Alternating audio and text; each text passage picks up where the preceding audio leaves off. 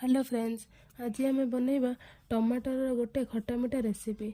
से टमाटर 250 ग्राम नहीं, पियाज 2-3टा काटिक नहीं, अदा रसुण आउ कंचा लंका को छेचिक नहीं, गोटे गरम कढ़ाई रे तेल अल्प नहीं, से काटी रखि पियाज पकईदबा। पियाज टिके जरी आसिले से छेची रखि अदा रसुण और कंचा लंकार छेचा भी पकईदबा। ताकू टिके कसईदबा। अदा रसुण कंचा लंका टे कसीगला टमाटर भी पकईदबा। टमाटर को तेल रे कसईदबा। टमाटर टे कसीगले से लुण पकईदबा, हलदी पकईदबा आउ घोड़ीदबा किस समय टमाटर सिझा लगी। घोड़णी काढ़ी देखा टमाटर हल्का सिझी आसी। एबे एथरे चीनी पानी पकईदबा। मु आगुरु पानी रे चीनी गोलेकी रखी से पकईदेली। एबे लंका गुंड पकईदेली, तापर काश्मीरी मिर्च टिके पकईदेली। एबे टमाटर को आउ थे घोड़ीदेबा भल सिझापी।